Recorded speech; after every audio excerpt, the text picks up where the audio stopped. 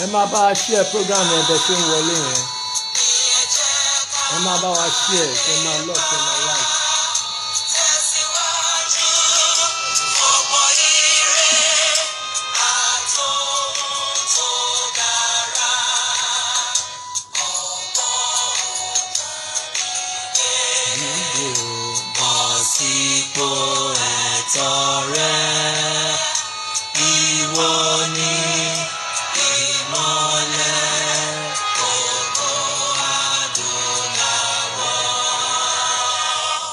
Yá a kí gbogbo wa káàbọ̀ a kí wa káàárọ̀ ní gbogbo ibikíbi tá a bá ti ń gbọ́ wa ní àgbáyé torí àárọ̀ lélẹ̀ ní ìlú Nàìjíríà a kí gbogbo ẹ̀yin tẹ́ wà ní àárọ̀ ní òkè òkun akẹ́yìn tẹ́ wà lọ́sàn-án akẹ́yìn tẹ́ wà ní alẹ́ a dẹ̀ kí gbogbo ẹ̀yin tẹ́ wà ní àjìn a kí gbogbo wa pé a káàbọ̀ sí orí prógrámù ti òwúrọ̀ yìí a ti wà pẹ̀lú bàbá wa báyìí gẹ́gẹ́ bí àdéhùn tá a ṣe fún yín pé a máa gbé àwọn èèyàn jàǹkànjàǹkàn wá láti wá máa bá wa sọ̀rọ̀ kò nínú ọ̀rọ̀ wọn láti máa mọ̀ bóyá lẹ́tọ̀ọ́ sí nǹkan báyìí àbá lẹ́tọ̀ọ́ sí nǹkan báyìí torí àwọn ni olùmọ̀ àwọn ni ojú wọn ti rí nǹkan tó yẹ pé àwọn nǹkan tó ń ṣẹlẹ̀ sí wá ń sìn tójú ọ̀pọ̀lọpọ̀ wá ṣẹ̀ ń rí kò ń ṣe tuntun fún àwọn so wọ́n máa bá wa sọ̀rọ̀ lórí ẹ̀ ní òwúrọ̀ yìí tẹ́ ẹ ṣe ń wọlé ẹ máa bá wa share program yìí bàbá wa náà ni dádì wa ẹ káàbọ̀ sórí ètò sà ẹ bá wa dárúkọ yín fún àwọn ará ilé sà. ẹ ṣeun Olúwayọ̀mí David Àté Àtìmẹ́tò ní ìtumọ̀ àté láti ilẹ̀ Yorùbá ní Kogi tá ń pè ní Okun gbogbo àwa tá ń gbé ní agbègbè Kaba ilẹ̀ Yorùbá nílẹ̀ bàbá wa àwa náà Yorùbá ni wá Olúwayọ̀mí David Àté lórúkọ mi ilẹ̀ Yorùbá ni mo ti dàgbà ibẹ̀ ni mo gbé ṣùgbọ́n wọ́n pè wá sí ìpínlẹ̀ Àríwá so mo jẹ́ ọ̀kan nínú ọmọ Yorùbá tá a lè sọ pé tí Yorùbá bá sọ pé ẹni tó rí lé tó róde ẹnu ọ̀nà ló máa ń jókòó àwa tá a wà ní Okunland ní Kogi tá a jẹ́ Yorùbá tá a dẹ̀ tún ń gbé lábẹ́ òfin àwọn Àrẹwà àwọn Fúlàní àti Haúsá àwa la mọ̀ wa wọn lókè lọ́hùn tá a tó mọ ìwà wa Yorùbá ó yé wa kétékété èdè wọn ọ̀rọ̀ wọn èrò wọn ìṣe wọn àti nǹkan tó fẹ́ fi Nàìjíríà ṣe ó la máa fi ń sọ fún àwọn èèyàn wa ní ilẹ̀ Yorùbá pé ẹ gọ́ra o ẹ múra o igi gagana má gúnmi lójú òkèrè láti yọ ó ní iṣẹ́ wa láti máa kéde fún ọmọ ilẹ̀ Yorùbá pé tọ́ òmìnira ilẹ̀ Yorùbá ó ṣe pàtàkì torí náà mo jẹ́ ẹni tó ti lọ káàkiri ilẹ̀ Yorùbá àti ilẹ̀ Àríwá mo jẹ́ ọ̀jọ̀gbọ́n mo sì ti ṣe akẹ́kọ̀ọ́ ní University of Ìlọrin lẹ́yìn ìgbà tí mo parí ní University of Ìbàdàn àti University of London fún doctorate mi gbogbo ayé mi ni mo ti lò fún ìdàgbàsókè ìlú kọ̀ọ̀kan àti ènìyàn kọ̀ọ̀kan ọ̀rọ̀ ọmọlúàbí jẹ mí lógún ó sì jẹ wá lógún lọ́hùn torí ìdí méjì pàtàkì ìkíní ọmọlúàbí ó yàtọ̀ púpọ̀ in fact wọ́n máa ń sọ pé ilẹ̀ Yorùbá lọmọlúàbí pín sí tẹ́ bá rí ọmọ Oòduà níbi iṣẹ́ èrò ẹ̀ ní pé gbogbo nǹkan tó wà níbà tí gbogbo wa ni ẹ jẹ́ ká jìjọ ṣe ẹ jẹ́ ká jìjọ pín ẹ jẹ́ ká jìjọ pín ṣùgbọ́n àwọn ẹ̀yà tó kù tó bá ti débẹ̀ wọ́n sọ pé tiwa leléyìí àwa la máa dájẹ́ Yorùbá nìkan ló máa ń ronú pé mi ò gbọ́dọ̀ dájẹ́ torí èmi nìkan kọ́ lolódùmarè bí àwọn ẹ̀yà tó kù yàtọ̀ púpọ̀ ìwà ọmọlúàbí ó jẹ́ kan rẹwà jẹ ní ọ̀pọ̀lọpọ̀ ọ̀nà ní Nàìjíríà wọ́n rò pé òmùgọ̀ ni wá ṣùgbọ́n inú dáradára inú rere ni ọmọ Oòduà so ó jẹ́ nǹkan tó jẹ wá lógún pé bá a ṣe jẹ́ ọmọlúàbí tó bẹ́ẹ̀ náà ni ìyà jẹ wá tó ìdí ni pé tá bá wo Nàìjíríà lónìí ta ló gbé Nàìjíríà ró ọmọ Oòduà ni ẹ wo Nàìjíríà tá bá wo ilẹ̀ Àríwá àti ilẹ̀ tiwa àti ilẹ̀ àwọn Ìgbò lọ́hùn ẹ ó rí pé odò méjì ńlá pàdé ńlọ́kọjá ó dàbí ilẹ̀ ta wáyé ilẹ̀ Adúláwọ̀ lọ́wọ́ òsì ilẹ̀ Ìgbò lọ́wọ́ ọ̀tún àwọn méjèèjì ló gbé Àríwá ró wọ́n gbé Àríwá ró kì í ṣe pé bóyá ní torí pé bóyá wọ́n wà lókè omi lókè Ọya àti Benue ṣùgbọ́n nǹkan tí ń jẹ́ Nàìjíríà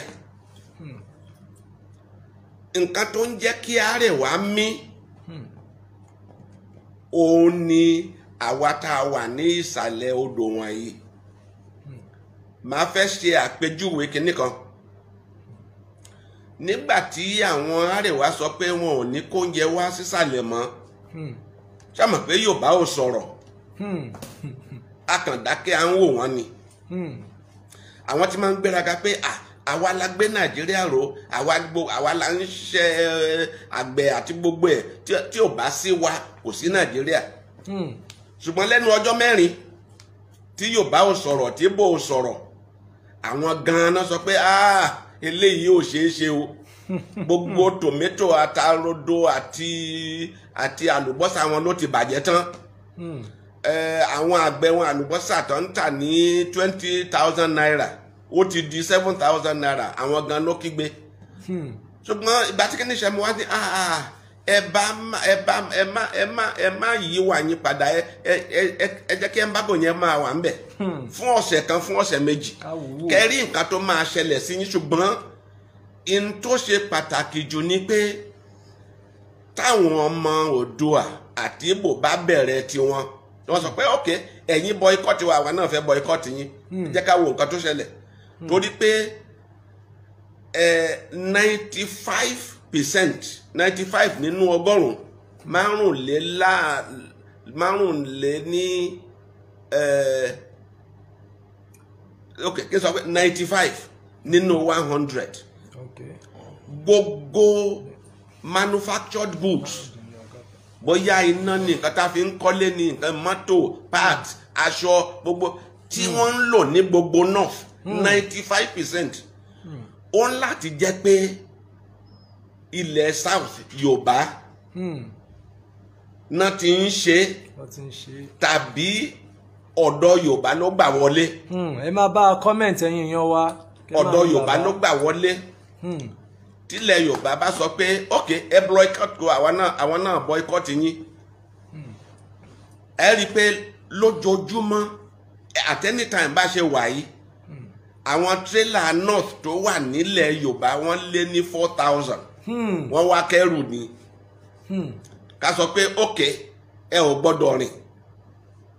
báwo ni cement ti máa shut down báwo lọṣẹ ti máa down báwo ni nǹkan gbogbo ti máa down àwa ọmọ Oòduà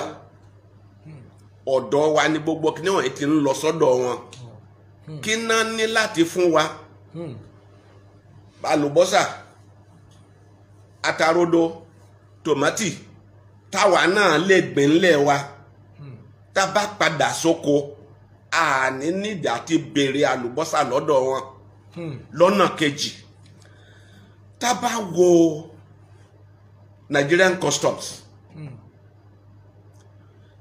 gbogbo owó tí Nigerian customs ń generate Nigeria pátápátá ìtàn generate ní Nigerian ports Apapa and Tinkan àti Seme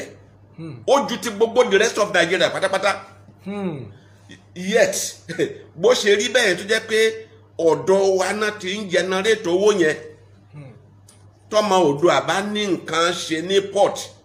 ọ̀dọ̀ Fúlàní ló ti máa lọ tọrọ ààyè ló ti máa lọ bẹ̀ ọ̀dọ̀ Fúlàní ló ti máa lọ bẹ̀ so nílẹ̀ wa owó wa tó jẹ́ pé ọ̀dọ̀ wa ló ti ń wọlé àwọn náà ló ń gbọ́n. Tá bá wo NEPA generate study kan láìpẹ́ gbogbo owó tí NEPA ń generate Nàìjíríà pátápátá tó bá dá sí ọ̀nà 100 ọ̀nà 60 ẹ̀ south west ló ti ń wá Èkó àti south west ló ń produce owó NEPA. Ìgbà tán bá dẹ̀ máa pín NEPA tán bá generate electricity tán bá generate ẹ wo èyí tán pín sẹ́kọ̀ọ́ tán pín sí Ọ̀yọ́ tán pín sẹ́kìtì kò tó tán pín sí Katsina àti Borno. Tẹ́ bá lọ Borno Katsina Zamfara Borno lọ́sàn gangan ẹ ó rí pé gbogbo iná la tàn kalẹ̀ àti iná inú ilé àti iná security àti street light torí pé allocation power tán fún wọn ò lè lò tán. Èkó àti south west tèrò wà tán generate gbogbo náà tán generate owó náà yẹn wọn fún wa tó. Ká tún wo industries gbogbo factories tó wà ní Nàìjíríà tó bá pín sí 10 apá méjì ẹ̀ ilẹ̀ Yorùbá ló ti wá. Ṣùgbọ́n ká wá wò ó tí wọ́n bá kọ́ estate l'Abuja ká ní estate yẹn ní ilé 1000 nú ẹ̀ tá bá wo gbogbo òṣìṣẹ́ tó bá kó wá bẹ̀ ẹ ò ní rí Fúlàní àbí Haúsá tó ṣe electrician tó ṣe carpenter tó ṣe bricklayer tó ṣe POP gbogbo àwa ọmọ ìsàlẹ̀ ni àwa là ń kọ́lé fún wọn máa kọ́. Gbogbo nǹkan wọ̀nyí ó wà ń bẹ̀ ṣùgbọ́n ilẹ̀ Yorùbá ló ní lọ́yà jù ilẹ̀ Yorùbá ló ní dókítà jù ilẹ̀ Yorùbá ló ní nọ́ọ̀sì jù ilẹ̀ Yorùbá ló ní ẹnjìníà jù ilẹ̀ Yorùbá ló ní gbogbo òṣìṣẹ́ jù. Láìpẹ́ yìí group kan wà tán pè ní New Northern Nigeria wọ́n ń bínú pé àwọn Yorùbá àwọn ló máa ń gba sálárì jù ní federal structure. Mo ní ẹ wá o ẹ jẹ́ ká tún ọ̀rọ̀ yìí rò o. Yorùbá ní engine tó ń run Nàìjíríà ṣùgbọ́n ẹ̀yin ní awakọ̀. Strong room. North economy North ni pé láti wà ní ìjọba tán ti lè pín resources tó jẹ́ pé àwọn kọ́ ló ń produce. Nǹkan táwọn tó kù ń ṣe North ni alákòóso ẹ̀. Àwọn tí ò fi resources sínú purse àwọn náà ń pín jù nú ẹ̀. Tí gbogbo ọmọ Yorùbá àti doctor àti nurse àti teacher àti professor tó bá daṣẹ́ lẹ̀ lónìí Nàìjíríà adákẹ́jẹ́ ni. Síbẹ̀síbẹ̀ ọmọ ilẹ̀ Oòduà kò ní àǹfààní láti control future ẹ̀. Ẹ wo bá ti ṣe quota system federal character. Ọmọ Oòduà south west south east ní unity school exam wọ́n lè score 400 450 wọ́n ní admission àwọn tó score 30 40 60 ní Zamfara Katsina bẹ́ẹ̀ lọ àwọn ará admission. Àwọn tó score 30 40 tán ará admission yẹn ìgbà tó bá yá àwọn náà ló máa ṣèjọba tó máa di permanent secretary tó máa di minister tó máa jọba lé àwọn tó score 500 lórí.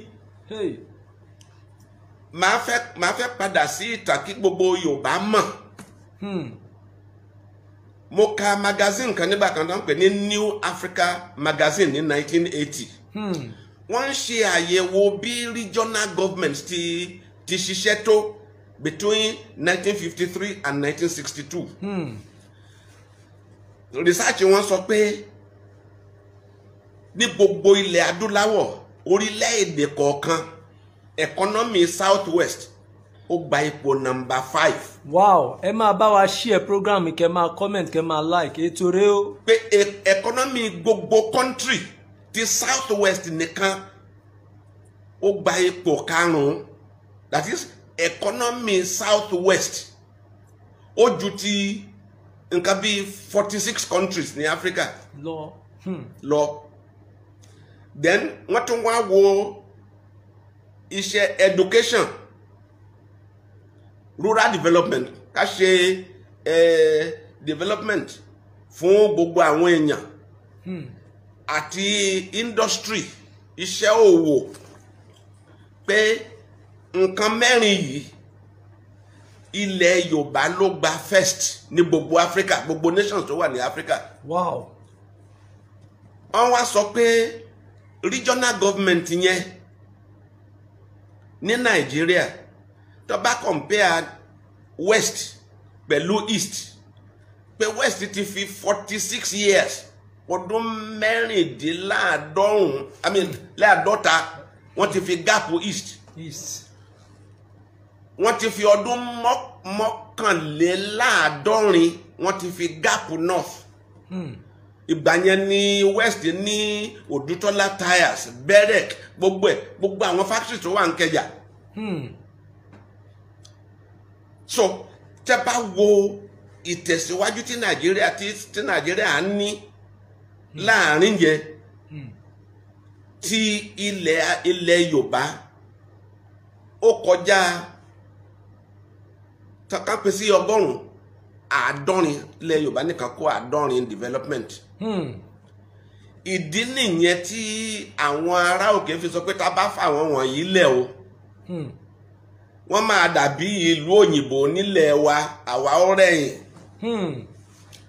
Ó náà fi ṣe operation 1962 to 1966 yẹn pé ẹ jẹ́ ká dalẹ̀ Yorùbá rú wọn ní ráyè develop mọ́. By 1966 àwọn sójà wọ́n wá gbàjọba. Wọ́n wá sọ Nàìjíríà di unitary state, a ṣe federal mọ́. Bá a ṣe wà yìí, Nigeria is not a federation. It is a unitary government. Torí the way tó fi pín nǹkan tó yẹ kí ìjọba tí a kọ̀ọ̀kan ṣe federal, state àti local government.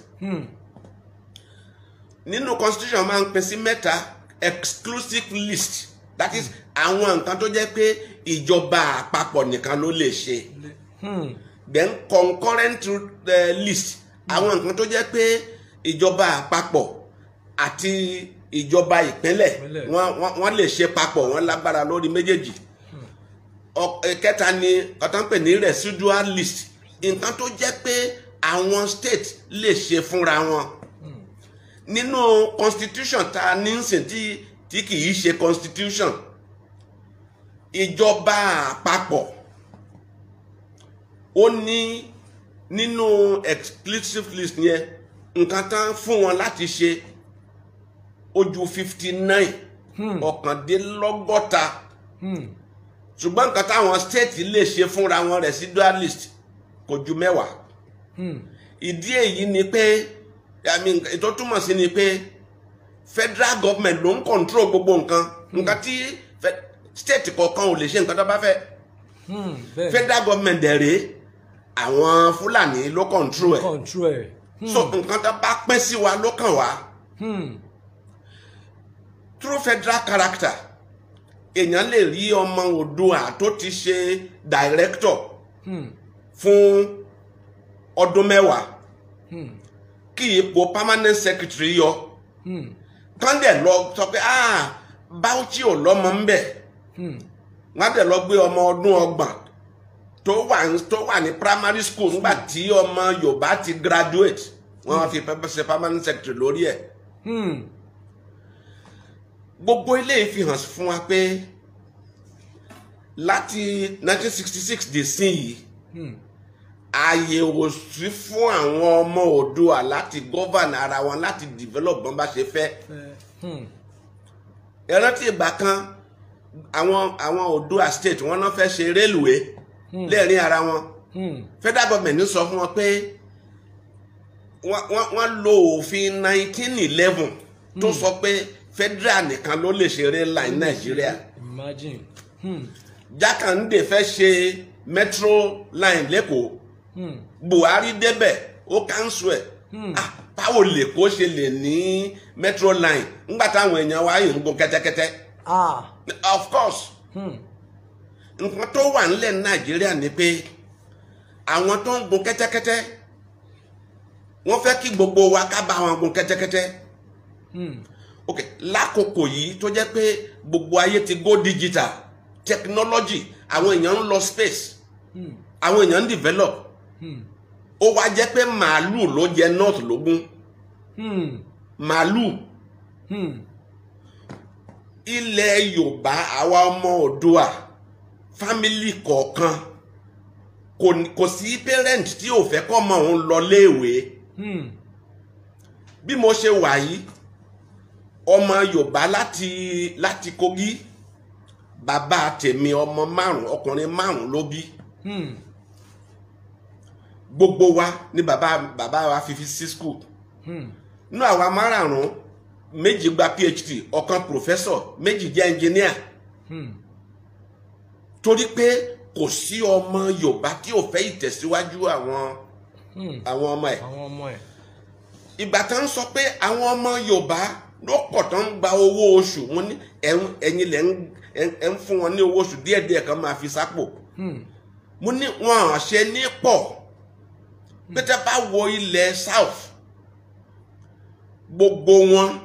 either community school private school ni gbogbo wọn ti graduate kò sí government facilities so oògùn ojú àwọn ọmọ Yorùbá náà fi ń tọ́mọ wọn mo ní gbogbo àwọn olówó north school mélòó náà dálẹ̀ fáwọn èèyàn wọn clinic mélòó náà dálẹ̀ fáwọn èèyàn wọn kí náà ṣe fáwọn èèyàn wọn kò sí fáwọn ọmọ yín sí school ẹ̀yin gan lẹ̀ fáwọn ọmọ yín sí school nínú platform kan mo bí wọn mo ní kò yé mi o ẹ jẹ́ ká wo ọ̀rọ̀ yìí kí ló ń ṣẹlẹ̀ ní north torí pé wọ́n believe pé àwa ní Kogi north ni wá máa padà síbẹ̀ ń sìn wọ́n believe pé àwọn ló ní gbogbo nǹkan mo ní ọ̀rọ̀ yín ò yé mi mo ní Nàìjíríà lónìí ní epo ṣùgbọ́n ẹ̀yin lẹ́ ń control epo Nàìjíríà ní industry ṣùgbọ́n ẹ̀yin lẹ́ ń control industrial policy kí ló dé ẹ lówó tó ẹ ní resource tó tábà wo bá ṣe ń pín ọrọ̀ Nàìjíríà ẹ rí pé tábà wo iye tí north contribute sí àpò àti iye tán mú jáde ẹ̀yin lẹ́ ń mú jáde jù ẹ̀yin lẹ́ dẹ̀ ń contribute tó kéré jù so ẹ lówó kí ló dé tábà wo àwòrán fídíò a rí àwọn ọmọ Fúlàní tó ń sáré tẹ̀lé màálù láàrin ìgboro Èkó Ẹ̀pẹ́ Abẹ́òkúta Àbújá ní Àbújá ó lè rí màálù ní inú Federal Secretariat mo ní ṣé ẹ sọ pé ẹ lówó tó láti kó àwọn ọmọ yìí school ni mo ní gbogbo àwọn ọmọ tó ń pè ní Alimanjeri millions àwọn ọmọ kékèké ẹ̀yin jókòó síbẹ̀ ẹ lówó lọ́wọ́ ẹ ń wo àwọn ọmọ yín tó ń tọrọ jẹ lẹ́rìn ìgboro ṣe bẹ́ẹ̀ lówó tó láti fi wọ́n sí school ẹ̀yin lẹ́kọ̀ọ́ tẹ́ ẹ̀ fi wọ́n sí school àwọn Yorùbá ẹ ò rí ìyá ọlọ́jà tó jẹ́ pé irú ló ń tà á jókòó sínú oòrùn látàárọ̀ súlẹ̀ torí kíni torí pé ó fẹ́ tọ́mọ ẹ̀ ní school gbogbo ẹ̀yin kẹ́ máa kówó ẹ̀jẹ̀ kẹ́ máa kó mi ní tiyín ẹ̀ rán àwọn ọmọ yín ní school so kí lẹ fẹ́ complain pé àwọn ọmọ yín ò sí ní civil service àti pé ẹ ò train teachers yín tó bá ṣèdánwò àwọn ọmọ yín wọ́n á máa score 30-40 àwọn ọmọ Oòduà á máa score 500-450 ẹ̀bi yín ni so gbogbo bá ṣe ń wò yìí tí Nàìjíríà bá continue bó ṣe wà ọmọ Oòduà ò lè develop láíláí ìgbà tá a ní region tiwa ká ti bẹ̀ wò a develop ìgbà tá a gba gbogbo agbára tá a lè fi develop kúrò lọ́wọ́ wa nǹkan tó bá wù wọ́n náà ń jẹ́ ká ṣe ìdí abájọ tó fi jẹ́ pé ó di túláàsì kọ́mọ Oòduà dá dúró rèé. ó fẹ́ padà sí àwa ọmọ Yorùbá tó wà ní north ní Kogi àti Kwara ní Kogi state mo ti wá láti nǹkan tó ń pè ní Kaba province láyé ẹjọ́un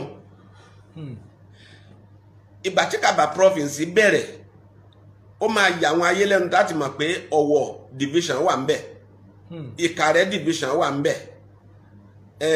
Ìkọ̀lé division wà ńbẹ̀ Kaba division ló jẹ́ division mẹ́rin ló jẹ́ ẹ̀kẹrin tó jẹ́ pé Yorùbá divisions ní Kaba province ńgbà yẹn àwọn other divisions wà Kogi division Ibira division Igala division so ìgbà tó wá máa ṣe boundary lẹ́ẹ̀rin Southern Protectorate àti Northern Protectorate àwọn Yorùbá sọ pé ok gbogbo àwọn ọmọ ilẹ̀ Yorùbá kan padà sí kankan dúró ní South ṣùgbọ́n àwọn emirs wọ́n sọ pé ìgbà tán ja ogun jihad àwọn ọmọ Yorùbá ló stop wọn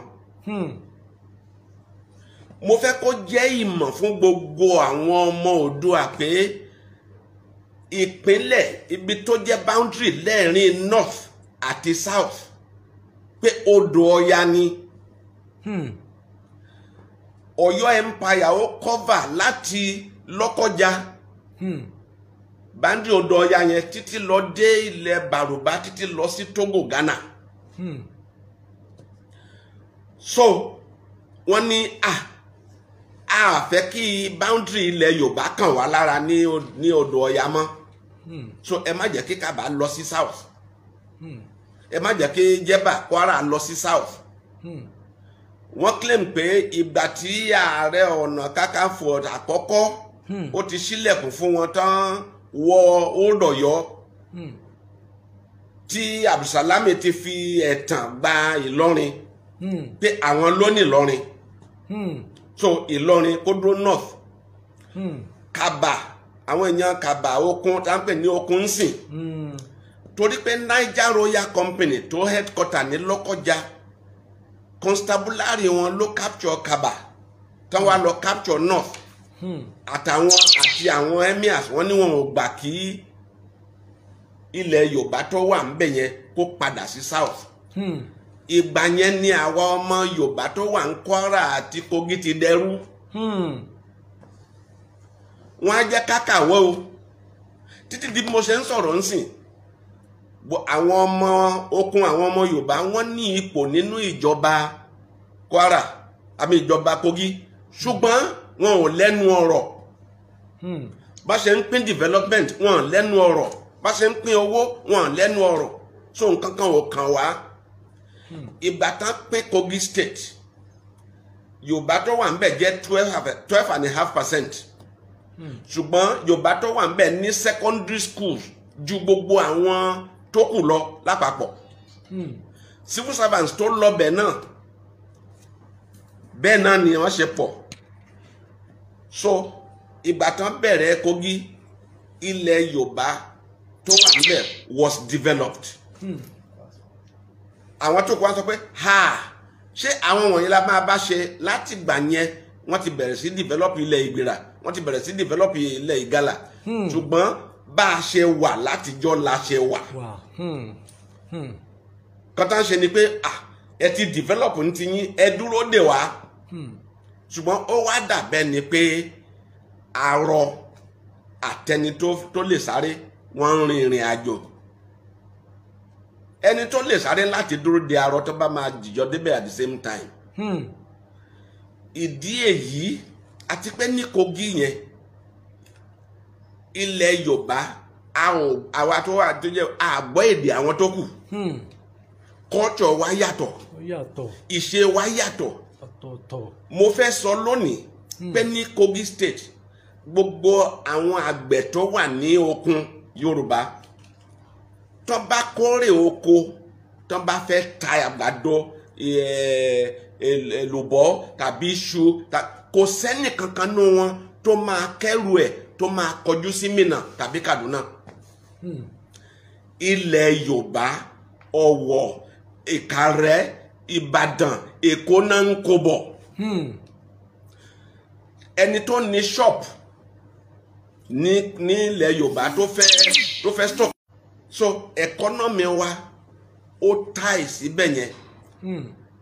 Ẹ wá tún wo kinní kan láti bẹ̀rẹ̀ ilẹ̀ Yorùbá tó wà ní Kogi AG la vote fún.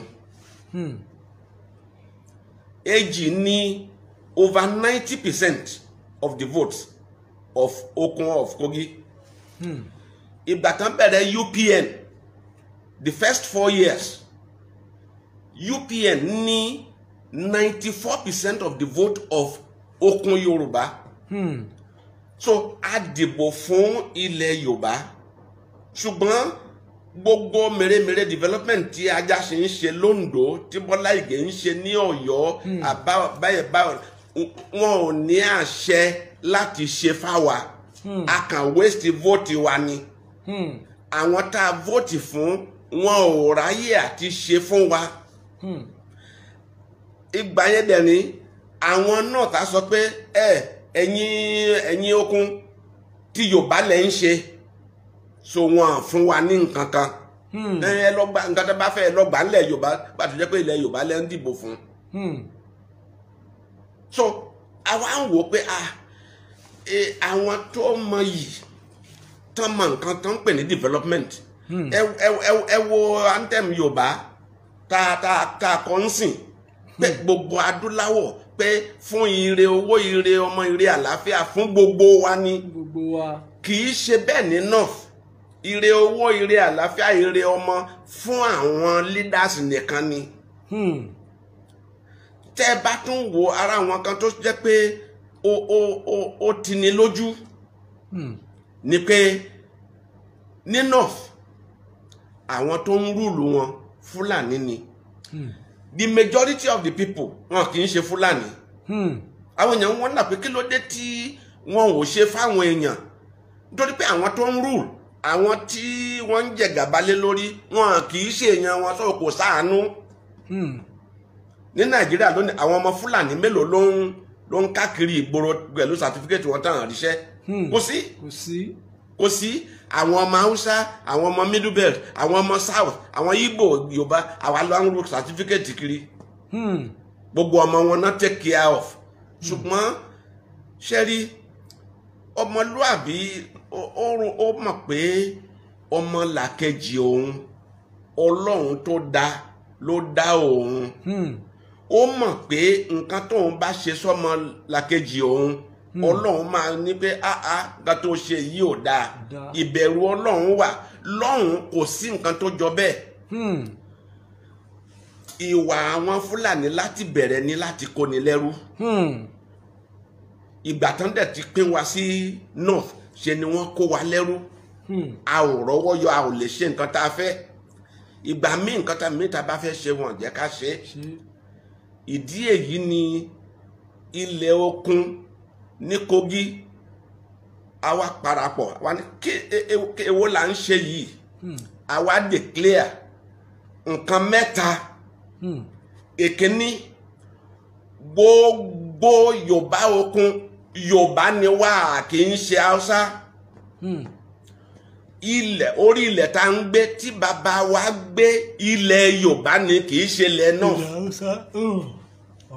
torí ìdí èyí a kì í ṣe northerners Yorùbá ni wá torí náà a fẹ́ padà sílé àwa àwọn Yorùbá sọ pé Iléyá o Iléyá wọ́n mọ̀túnmọ̀ Iléyá Yorùbá láti okun Yorùbá láti Kwara ló lè kọrin Iléyá torí ibi tá a wà ibi tán pín wá sí àjò la wà àrọ́wọ́ yọ àrímú ọ̀rọ̀ rẹ o àwa la sọ pé Iléyá so ó yá à ń fẹ́ referendum gbogbo wa máa dìbò okun Yorùbá a fẹ́ padà sí south west. ẹ máa comment ẹ̀yin èèyàn wa ọ̀rọ̀ lélẹ́yìí o. a fẹ́ padà sí south west ká wà pẹ̀lú àwọn èèyàn wa. bí Èkìtì state ti wà Ondo state Okun state ní south west zone. tán bá gbà ti ṣe restructuring. tí wọ́n bá gbà ti ṣe restructuring tilẹ̀ Yorùbá tí ọmọ Oòduà bá sọ pé Iléyá Oòduà Republic yá tọ ibẹ̀ náà lókun lọ o ibẹ̀ ni Yorùbá Kogi fẹ́ lọ ibi tí south west bá lọ ibẹ̀ la máa dúró sí tó bá sọ pé restructuring in Nigeria yes I'm a part of the south west zone or region as Okun state tó bá jẹ́ pé Oòduà state ni o àwa náà ń lọ o ilé ó pẹ́ta ti ń kọrin Iléyá a fẹ́ lọ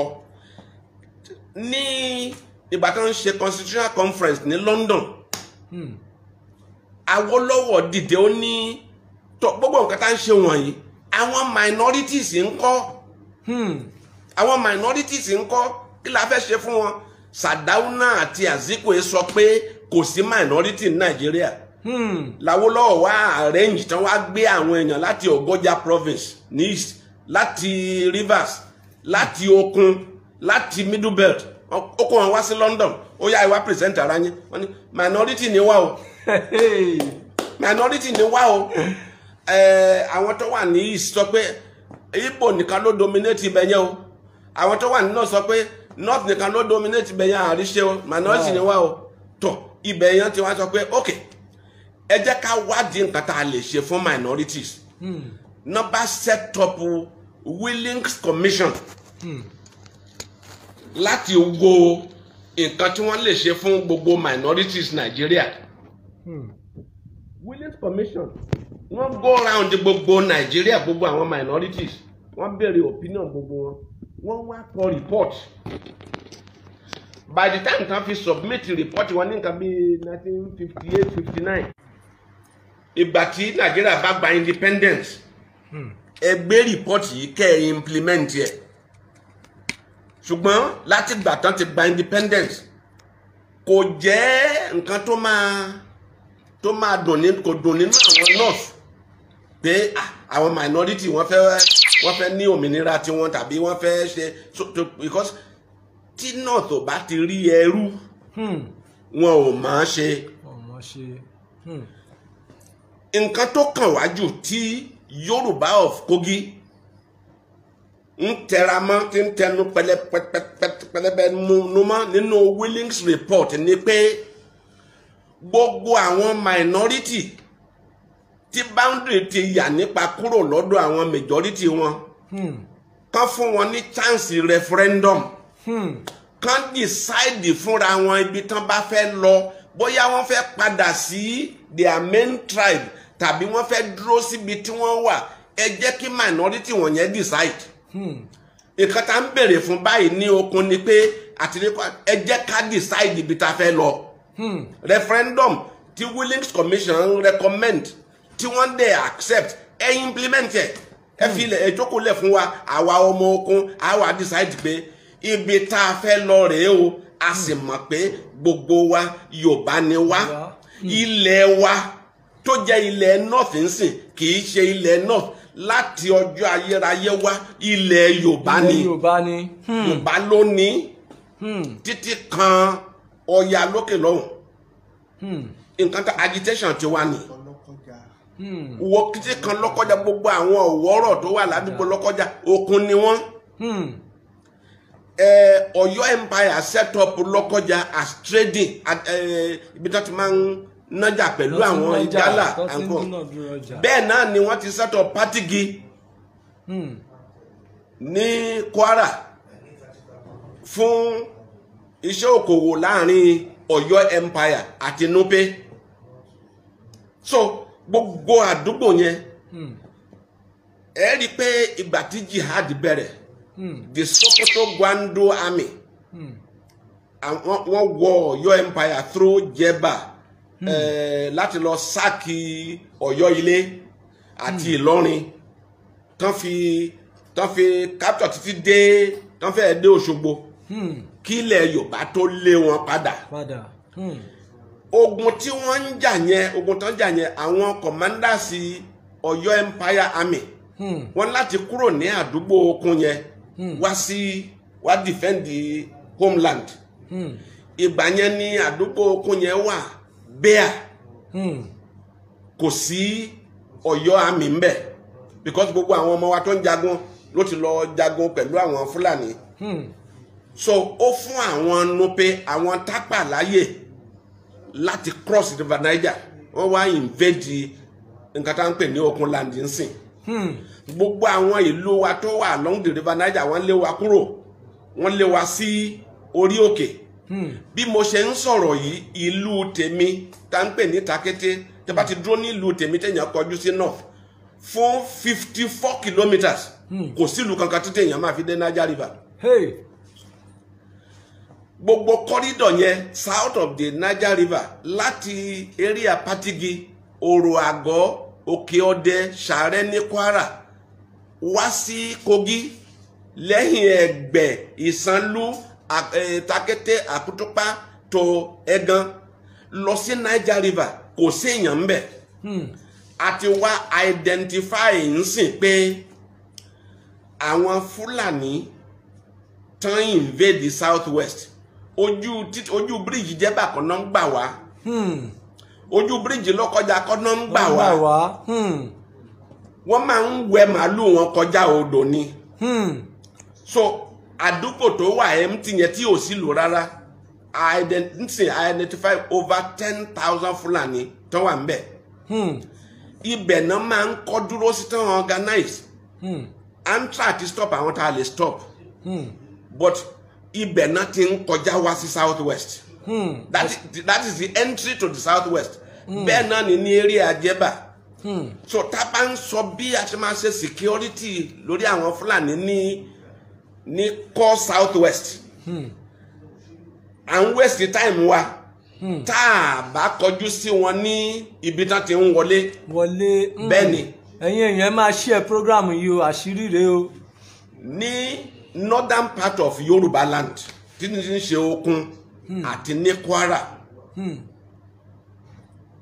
a máa ń díjú kan sùn ni a máa ń ṣí kan sùn torí àwọn Fúlàní wọ́n ti lé wa kúrò lóko a ní àwọn ẹ̀rí tó jẹ́ pé wọ́n pa àwọn àgbẹ̀ wa sóko a ní àwọn fídíò àti photographs of àwọn ọmọ okun tó jẹ́ pé wọ́n wà lóko Fúlàní da màálù sínú oko wọn wọ́n sọ pé kí ló dé tẹ́ ń ṣe léyìí wọ́n ṣá wọn ládàá a ní gbogbo fídíò àti kó gbogbo fídíò wọn àti fọ́tò wọn yẹn ránṣẹ́ sí DSS wọ́n ṣe nǹkan kan pa ẹ̀. Ìgbà kan ní ìlú tí mo ti wá as an example suddenly a rí àwọn kámpù méjì ọ̀kan lọ́wọ́ òsì wa ọ̀kan lọ́wọ́ ọ̀tún wa ẹ̀yin wo rèé wọ́n jẹ́wọ́ fún wa pé ẹnìkan ṣoṣo ló lè sọ English díẹ̀díẹ̀ àwọn tó kù French náà ń sọ wọ́n ní Mali náà ti wá Mali kílẹ̀ wá dé bíbà ẹ̀ wọ́n náà wọ́n wá roko ní ta lẹ bá sọ̀rọ̀ ọba wo lẹ rí ìjòyè wo lẹ rí ta ló fún yín nílẹ̀ aláṣọ fún wọn pé kán kúrò wọ́n kọ̀ wọ́n kúrò àmọ́ aṣí wọn ń dì àwọn tápá kejì wọ́n tilẹ̀ sọ fún wa pé àwọn ní authority from above látòkè láti wá settle sílẹ̀ wa. Àwọn kan wá sọ́dọ̀ wa, mo ní lẹ́tà yẹn lọ́wọ́, Hausa náà fi kọ lẹ́tà yẹn. Ẹni tó sign yẹn bóyá ó true bóyá kò true àmọ́, but a ní lẹ́tà yẹn lọ́wọ́. Wọ́n ní Seriki Buhari tó kọ lẹ́tà fún wọn pé wọ́n ń bọ̀ ní ibì kan ní ilẹ̀ okun pé káwọn ọlọ́pàá fún wọn láyè àti kọjá tírélà lóru wọn wá. Bàtọ́jà lẹ́yìn ọkí lẹ́ ń wá, wọ́n ní lẹ́tà ni wọ́n fún wa lọ́tọ́rìtì àti wá sí ibi tó ń pè ní Igbólehùn. Igbólehùn yẹn oko wa ni. Báwo ni wọ́n ti lè láti north kọ lẹ́tà fún wọn pé kán wá dúró ní Igbólehùn? Wọ́n wà nínú igbó bẹ́ẹ̀ sìn. And then àwọn èèyàn tẹ́ bá wo gbogbo yẹn ni àwọn Hausa ti ń wakùsà. Wealth wa, ọrọ̀ wa, àwọn Hausa ló ń wá. Ìjọba wa dẹ̀ mọ̀ wọ́n ń bá wọn pín. So fún àwa ní Kogi o, Yorùbá okun, ó ti ṣú wa, ẹrú ti ṣú wa. Ìgbà tán create Kogi state, okun ló ní permanent secretary jù tó wá sí Kogi. Ìgbà míì wọ́n máa ń ṣe tó jẹ́ pé Kogi ò ní permanent secretary kankan mọ́. Ìgbà tá a kọ́kọ́ dé Kogi, civil servant wa ló pọ̀ jù, but ìgbà kan wà tó jẹ́ pé àwọn Ìgalà wọ́n ní civil servants 26,000. Okun ní 4,000, Ìgbìrà ní 3,000. So a ò ráyè mí, a ò ráyè ṣe, a ò lè develop bá ṣe fẹ́. Òun ni Okun fi sọ pé ilé yá o, a fẹ́ padà, Yorùbá ni wá, Yorùbá ló nílẹ̀ tá ń gbé, a fẹ́ padà sílé politically. Torí taba cross sí Omu o tàbí Ìkàrẹ́, kò sí ẹni tó sọ̀rọ̀ tá ò gbọ́. Taba cross sí Ìgbìrà land, a gbọ́ Ìgbìrà. Taba cross sí Gala, a gbọ́ Gala, ààrẹ ni bá ṣe. We are isolated culturally and in terms of development. View development wa nǹkan tá ń pè ní development. Kò sí ọmọ oko tí ò fẹ́ lọ school. But wọ́n ti bà oko wa jẹ́. Wọ́n fáwọn ọmọ wa ní scholarship.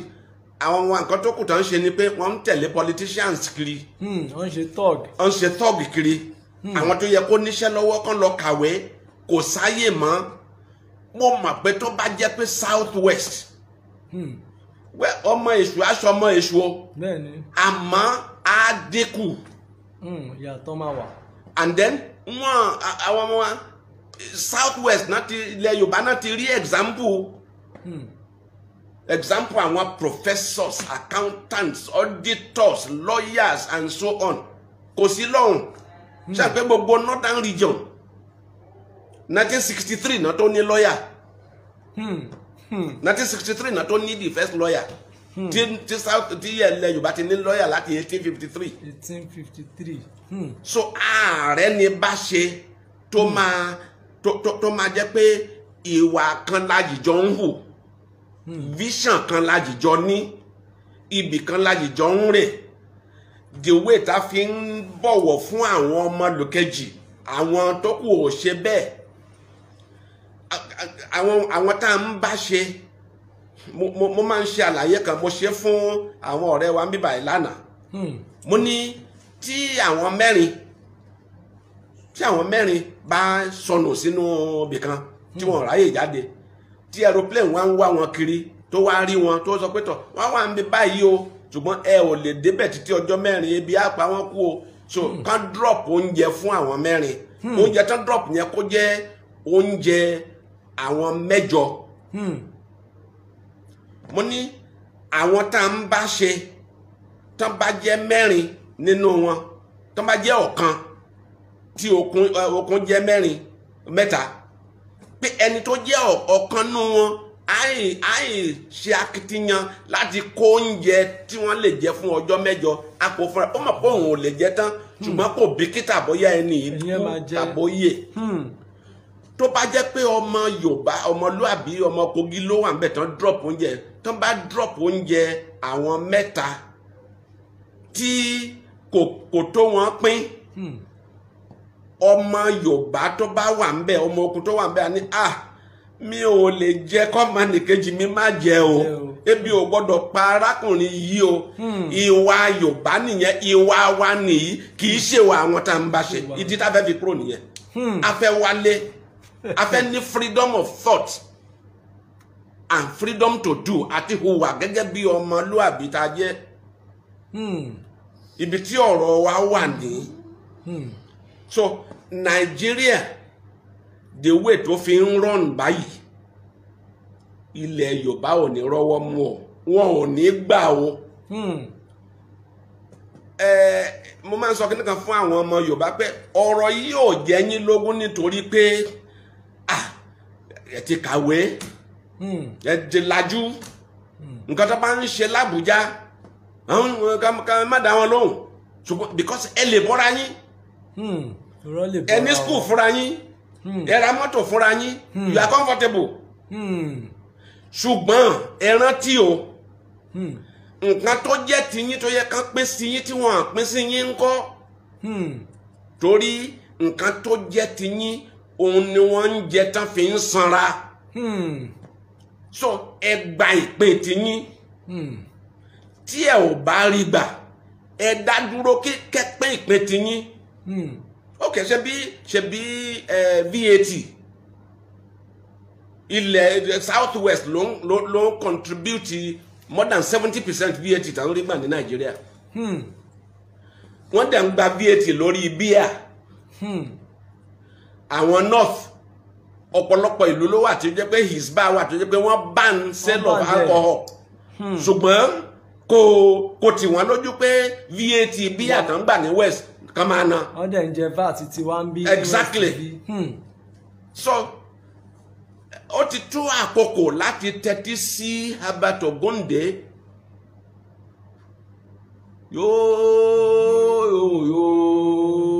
Yorùbá ronú o ní àwátá bóyá torí pé ìyà ò jẹ yín ní South West ìyàlẹ́nu ló jẹ́ fún àwa tó wà lọ́hùn láti rí káwọn ọmọ Yorùbá máa bára wọn jà mo ní ẹ̀yin àwa a máa ń sọ pé àwọn yìí máa ń gbádùn o because they are not under threat but mo fẹ́ sọ ń sìn pé Yorùbá is under threat something that àwọn Yorùbá ò realize ni pé Usman Dan Fodio ó ní òun ó ti Quran sí òkun that is kì í ṣe pé kó kàn mọ́ Quran kó dé òun òkun kó tì síbẹ̀ ìdí ni nǹkan tó sọ ni pé a máa kọ́ńkà títí dé òkun ilẹ̀ Yorùbá lójú ogun nílẹ̀ Yorùbá ti stop wọn lẹ́ẹ̀rin triangle Òṣogbo Ìkìrun Ìwó àǹkẹ́ni Yorùbá ló lé wọn padà tí ò jẹ́ kán gba ilẹ̀ bíbá yìí kíni kan máa ń wà táwọn méjì bá ń jagun níparí ogun yẹn wọ́n á jókòó wọ́n á sign peace agreement pé àníjà mọ́ kílẹ̀ Yorùbá rántí pé ìgbà tán ja ogun yẹn tán fi defeat àwọn jihad kò sí peace agreement kò sí peace agreement láti 1846 till today the Fulani still considers itself as it being in a state of war with the Southwest with Yoruba method wọn ló yàtọ̀ wọ́n jẹ́ ọlọ́gbọ́n wọ́n gbọ́n púpọ̀ àwọn tí ò ní resources ọgbọ́n náà ń jẹ so wọ́n mọ̀ pé ká lo military pé ó lè má tètè yọ so ọgbọ́n ẹ̀wẹ̀ wọ́n wá gba gbogbo federal government sọ́wọ́ tí káwọ́ wọn so nǹkan tó bá fẹ́ náà ń ṣe fún Yorùbá land nsìn àná kí Yorùbá land ẹ̀yin àwa ọmọ Yorùbá ẹ rántí o the North has almost 2 times the land this gbogbo South ní ṣé wọ́n fẹ́ sọ pé kò sílẹ̀ tí màálù wọn ti máa jẹun ní north ni kí ló dé tán jẹ́ kí màálù wọn wá sí south west láti wá jẹun lóko wa. ẹ̀rọ àwọn tá ń pè ní Fúlàní tó wá láti òkèrè, àwọn bandits tó wá látòkèrè, ẹ rántí o, gbogbo wọn pátápátá northern border of Nigeria náà ti wọlé o. ṣé ìjọba Buhari, ṣé ọlọ́pàá àti army àti DSS gbogbo intelligence ṣé wọ́n máa sọ pé wọn ò rí wọn ńgbà tán ń kọjá ni? wọ́n sọjú nù. kí ló dé tí wọ́n stop wọn títí wọ́n fi kọjá tán la Nàìjíríà kọjá tó jẹ́ pé south west south east náà wá dó sí ilẹ̀ wọn wà ń bẹ̀ wọ́n grace ẹ̀ oko wa náà ti wá ń grace. ṣàronú ṣá pé ejò lọ́wọ́ nínú ọ̀rọ̀ yìí. agenda wà ń bẹ̀. ẹnìkan tó yà mí lẹ́nu nínú gbogbo wọn ni Governor Ganduje of Kano State. ọkùnrin sọ pé ó ní kẹ́ máa da ẹran yín lọ sí south, ó ní it is wicked. ó lẹ́ ò ní reason torí pé ilẹ̀ wà, ilẹ̀ Kano wà, ilẹ̀ Sambisa wà, ilẹ̀ wà jàǹrẹ̀rẹ̀, kí ló dé tá ẹ̀ grace ẹran yín ní ilẹ̀ yín tó jẹ́ pé ẹ̀ ń dà lọ sí south west. àwọn èèyàn ń lọ sí space, àwọn èèyàn ń ṣe mọ́tò, wọ́n ń ṣe kọ̀mpútà. Buhari nǹkan tó jẹ́ lógún ní cattle trail ní 2021 àwọn kan sì wà ń bẹ̀, olórí ìlú, olórí country, gbogbo èrò orí ẹ̀ ní cattle trail bí màálù ti máa jẹun. ẹ wo o bá ṣe dà wọ́n wá sí south. Minister of Justice Malami ó ní constitution Nigeria gbà kí everybody kó lọ síbi tán bá fẹ́. Imagine. Senator Abdullahi Adamu from the former governor of Nasarawa State ó sọ the same thing pé àwọn Fúlàní ní right and right àti ní common grace, they have right everywhere. The constitution ó allow wọn. ẹ gbọ́ kán lọ tó constitution yẹn kà. Constitution tó allow àwọn èèyàn láti káàkiri, ǹjẹ́ ó allow màálù láti káàkiri àbí to you people màálù àtẹ̀yàn ọ̀kan ni wọ́n? lọ́dọ̀ wa o màálù àtẹ̀yàn wọn kì í ṣọ̀kan, lọ́dọ̀ wọn ó lè rí bẹ́ẹ̀. àwa ọmọ Yorùbá mo fẹ́ ká mọ̀ pé bí wọ́n ti parí wa pátápátá tó jẹ́ pé a ó dẹrú nọ́nlé. ẹ wo àwọn Hausa o, àwọn Hausa náà ti ń jí dìde ń sìn. There were 7 Hausa states tán rú lára wọn tán lọ́ba. àwọn Fúlàní wá, wọ́n mú Islam wá, àgbà tó yá wọ́n wá ń sọ fún àwọn tálákà wa, àwọn èèyàn pé àwọn ọba yín wọ́n ṣe Islam tó proper. wọ́n ṣe Islam tó proper, so wọ́n wá lo àwọn ọmọ wọn láti pa ọba wọn, wọ́n ní kí Fúlàní wá rúlu wọn. ẹ wo bá ṣe gba Ìlọrin o. Absalami wá sí Ìlọrin sí ààfin ọba gẹ́gẹ́ bí ọ̀mọ̀wé ọ̀jọ̀gbọ́n, ó ń kọ̀yàn, ó ń ṣe kíní. ìgbà tí ó wá ń kó àwọn Hausa wá, àwọn Fúlàní wọ́n ń kó wọn wá díẹ̀díẹ̀, bàtà lágbára tó wọ́n rise up, wọ́n dẹ̀ pa ọba yẹn, wọ́n dẹ̀ gba ìlú. tọ̀ bí àwọn Fúlàní ti ń wọ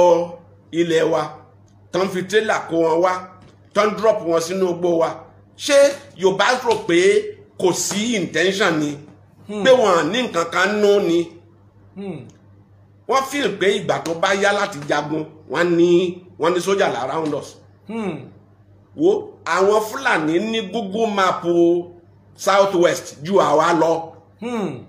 àwọn Fúlàní lè rìn láti Abẹ́òkúta lọ sí Oǹdó láì wọ ìlú kankan.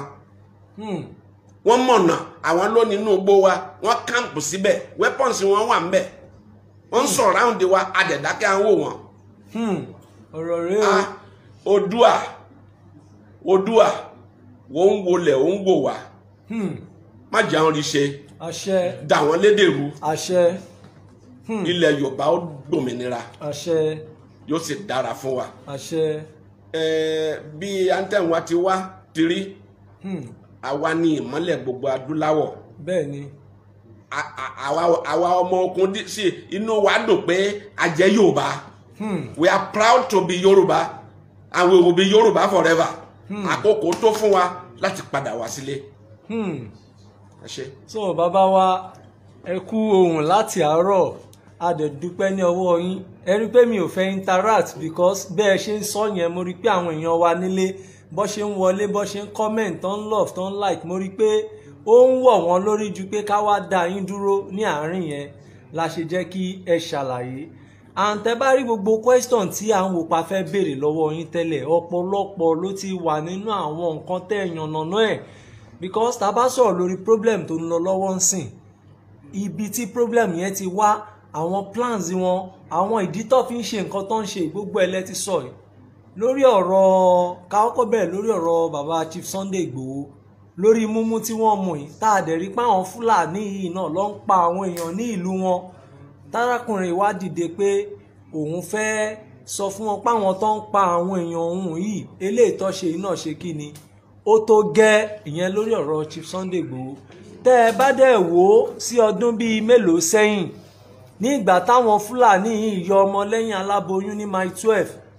tí Ìbà Gani Adams nígbà yẹn Ọ̀túnba Gani Adams tó ti di Ààrẹ Ọ̀nà Kakanfò lénìí tí wọ́n kọ ìyà yẹn a rí i pé ADC Fúlàní tó jẹ́ ti bàbá Ọbásanjọ́ ní ìgbà tó Ọbásanjọ́ ń ṣe ìjọba ó fún bàbá ní wrong information bàbá ò tiẹ̀ investigate ẹ ti mọ ọgbọ́n àrékérekè tó lò ó dẹ̀ declare shoot at sight lórí àwọn OPC débi pé ó fi ìyà jẹ Ààrẹ Gani Adams náà gbà yẹn kí ni àwọn experience tẹ̀yin ní àti nǹkan tẹ́ ẹ fẹ́ sọ sí ọ̀rọ̀ yìí bàbá. Ó rọrùn àti understand that kò sí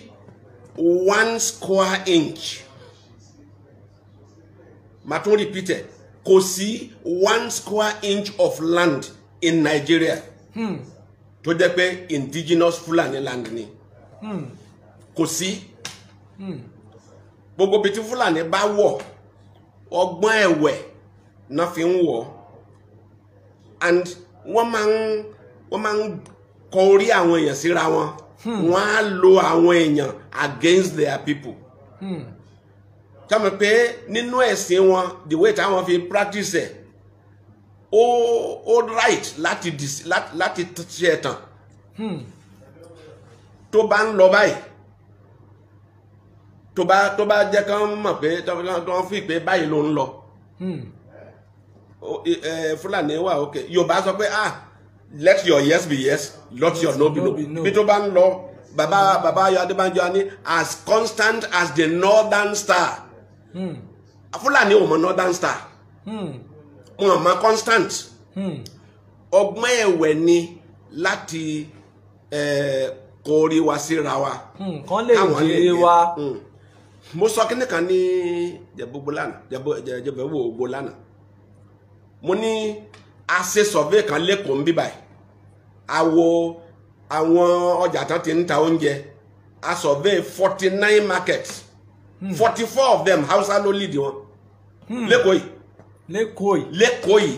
44 markets out of 49 is controlled by Hausa food market. So Sunday Igboho akọkẹ́ni kan láìpẹ́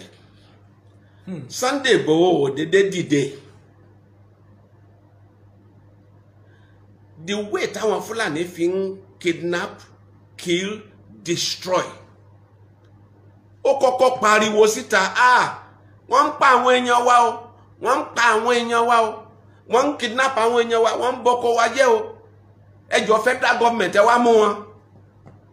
wọ́n kọ etí dídì sí pátápátá akọ press release kan ní okun a ní the voice of Sunday Igboho is our voice nǹkan tó yẹ ká sọ nǹkan tá a fẹ́ sọ òun ló sọ bọ́dì gbà tó ń ṣe gbogbo wọn ṣe ẹ wo ní 2014 mo kọ lẹ́tà sí leaders Yorùbá gẹ́gẹ́ mo ṣe sọ lẹ́ẹ̀kan pé ẹni tó ríta tó rílé ẹnu ọ̀nà ló ń jókòó àwa la ń jókòó lẹ́nu ọ̀nà Nàìjíríà 2014 mo ti kọ lẹ́tà sí àwọn olórí Yorùbá pé ẹ múra o ìjà Fúlàní tó bẹ̀rẹ̀ láti Adamawa Taraba Benue Plateau pé tán bá ti parí ní middle belt pé wọ́n ń bọ̀ ní south west o láti 2014 mo ti sọ pé wọ́n ń bọ̀ o ilẹ̀ náà dẹ̀ fẹ́ gbà so nǹkan tó ń ṣẹlẹ̀ ní Ìgàngán àti south west nínú press statement yẹn a béèrè lọ́wọ́ Malami Adamu anko ṣé táwọn ọmọ Yorùbá bá wá sí northern state the same thing will you agree ṣé máa gbà fún wọn so this hypocrisy ó sọ pé wọ́n lájẹ́ndà bẹ́ẹ̀ ni so Sunday Igboho ọmọ tó jẹ́ pé ó ní ìfẹ́ àwọn èèyàn ẹ̀ ni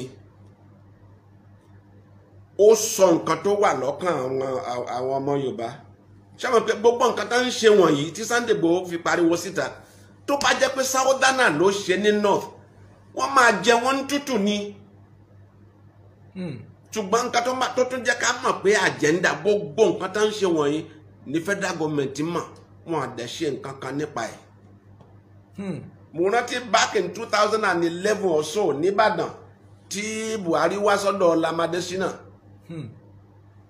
tó wá defend àwọn Fúlàní igi lẹ́yìn àwọn mẹ̀ẹ́tì àlà ni ìgbà kan Buhari sọ pé tó bá persecute Boko Haram a jẹ́ pé they are persecuting the north. Yorùbá ronú o grand patron Yorùbá ronú o wọ́n lájẹ̀ndà o and àwọn Yorùbá they are so comfortable that they don't think there is a threat wọ́n mọ̀ pé threat wà wọ́n dẹ̀ ń wọ̀ wá lára ìyẹn ni Sunday Igboho fi kígbe síta ẹ lè ṣe báyìí ńlẹ̀yìn o gbà tó dẹ̀ ti kígbe títí wọn ò ṣe nǹkan kan ń pa ẹ̀ wọn ò arrest mo fẹ́ sọ story kan it's a very true story ní area ní àdúgbò kan ní Ọ̀gà ní Kogi State ní ilẹ̀ Òkun ní area Ọ̀gà dam àwọn Hausa Fulani náà gbìn fruits and vegetables ní ibi dam yẹn àwọn herdsmen wá wọ̀ wọ́n so wọ́n pa ẹnìkan wọ́n pa àgbẹ̀ kan sóko wọ́n dẹ̀ gé orí ẹ̀ wọ́n gbé lọ so inú bí àwọn èèyàn àwọn ọdẹ wá jáde wọ́n wá ń lúgọ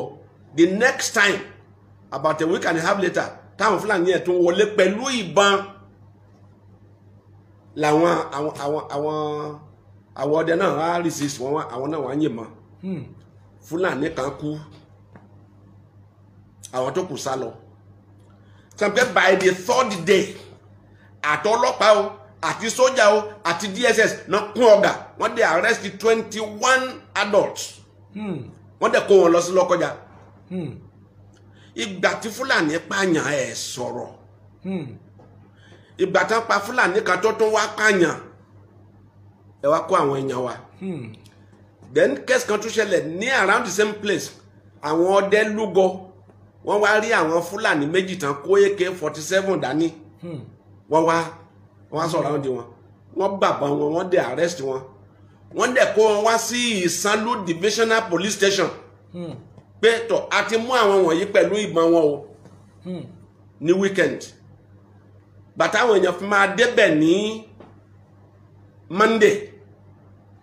wọ́n ti release àwọn méjì yìí wọ́n dẹ̀ release ìbọn wọn kò sí gbogbo register wọn kò sí entry pé wọ́n kó àwọn Fúlàní méjì wá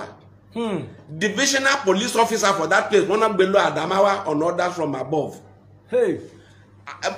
First hand information ni mo ń fún wa yìí o another ní ìlú Ayédayọ̀ kẹ́ máa tẹ love kẹ́ máa tẹ like kẹ́ máa comment bẹ́ẹ̀ni ní ìlú Ayédayọ̀ Àmúrò tó jẹ́ ilẹ̀ Òkun náà àwọn Fúlàní kidnap èèyàn wọ́n ṣàyàn ládàá wọ́n wá lúgọ fún wọn gbàtà àwọn èèyàn dé wọ́n fi motorcycle wọn lẹ̀ so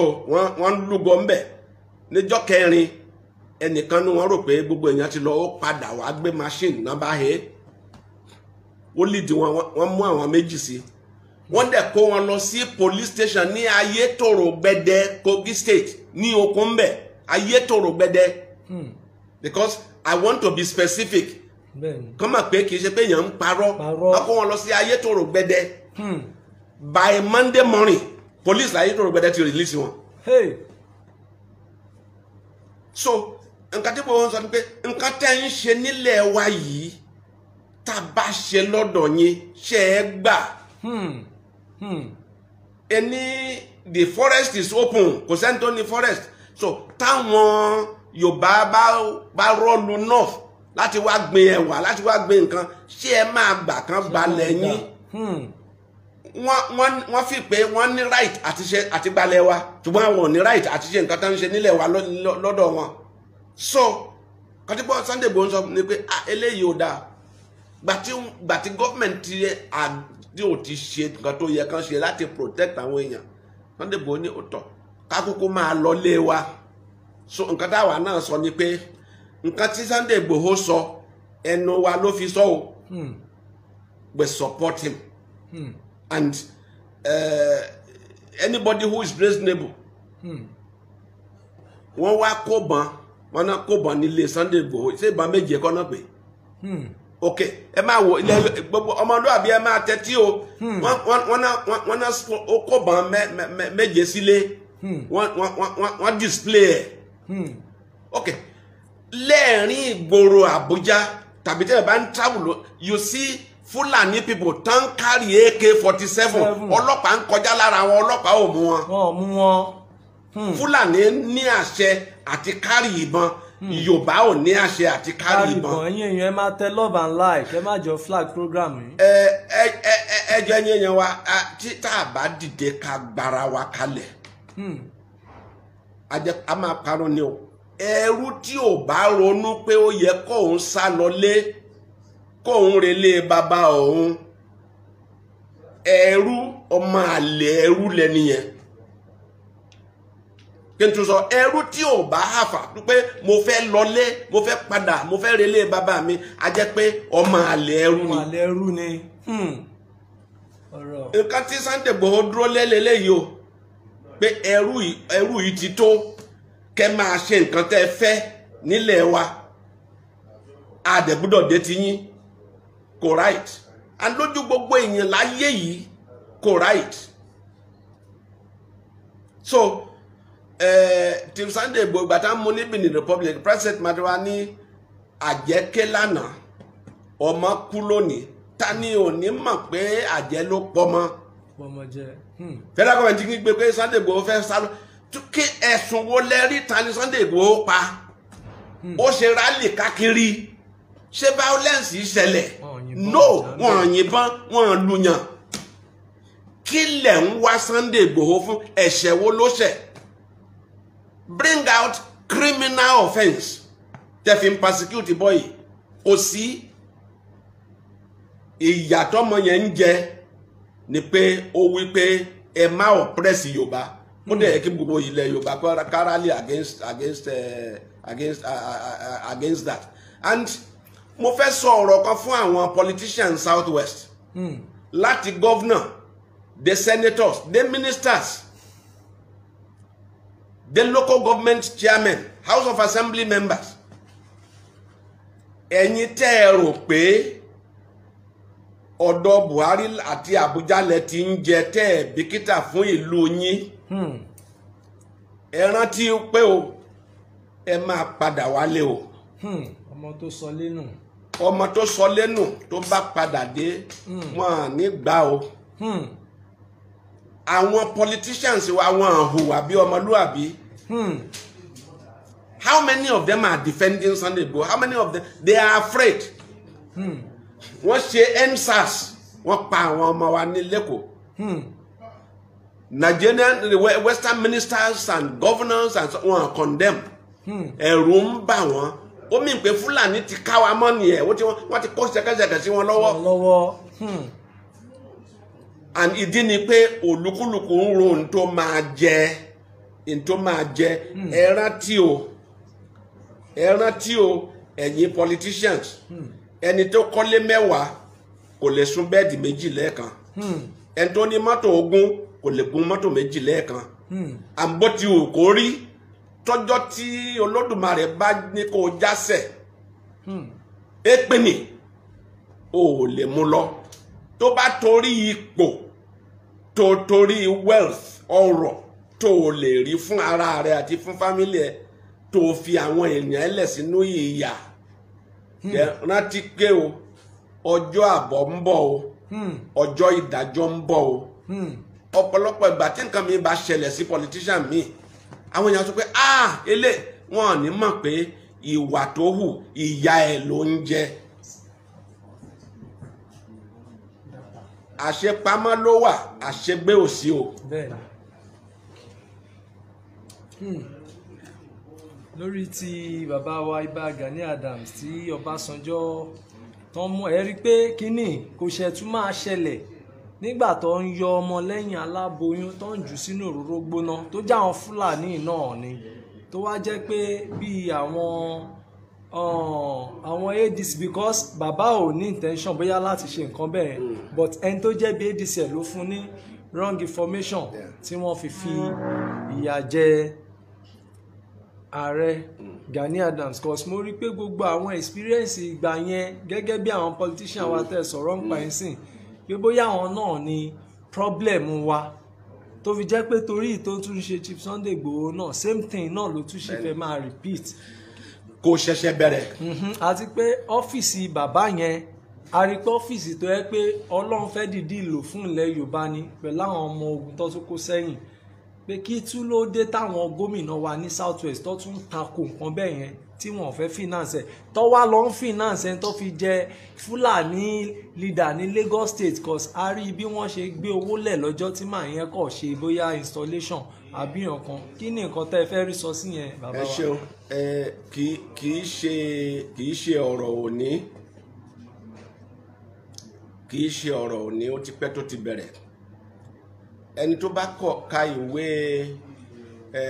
on June 12 tí ọmọrú yìí kọ àkàbí tó ti sọ pé Sardauna ń sọ fún òyìnbó kan pé mi ò lè mo ti ṣe títí mi ò rí West gbà lọ́wọ́ Awólọ́wọ̀ mi ò lè defeat Awólọ́wọ̀ kí ni mo lè ṣe òyìnbó yẹn tẹ̀ sọ fún pé o ò lè defeat Awólọ́wọ̀ the only way tó lè fi ṣe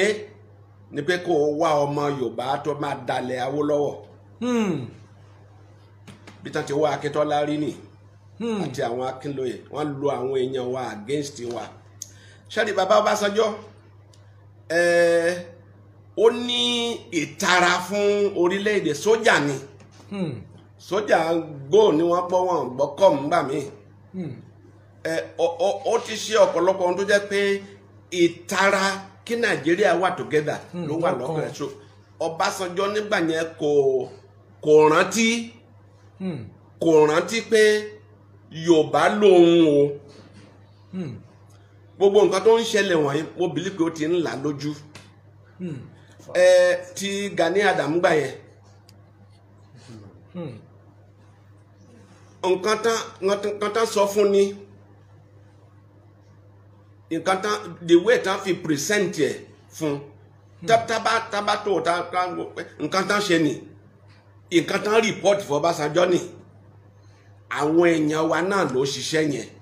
àwọn tó ń kọ́rì favour irú àwọn tó lọ gbówó sílẹ̀ nígbà tán install Fúlàní wọn yẹn ní Ògúndé ń sọ pé.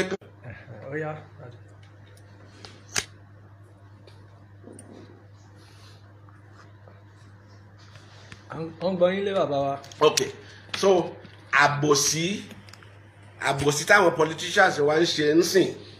òun náà làwọn Yorùbá ṣe tán fi lọ give false report fún Ọbásanjọ́ and èmi believe pé nǹkan tó ṣẹlẹ̀ sẹ́yìn pé ó ti ṣẹlẹ̀ hope ni pé kò ní repeat ara ẹ̀ mo mọ̀ pé ìgbà kan láìpẹ́ tí mo fojú rí fúnra mi tí mo fetí gbọ́ fúnra mi Ìbà Gani Adams àti Ọbásanjọ́ wọ́n ráyè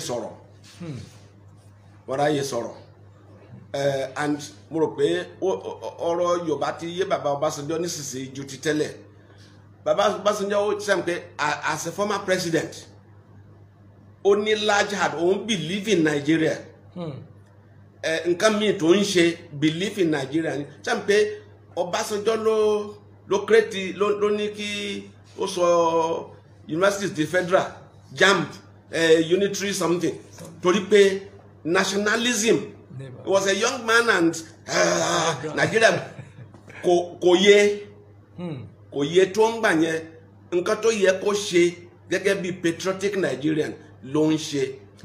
Ní ti Ìbà Gani Adams àwọn tó fún Ọbásanjọ́ ní report àwọn ló jẹ̀bi.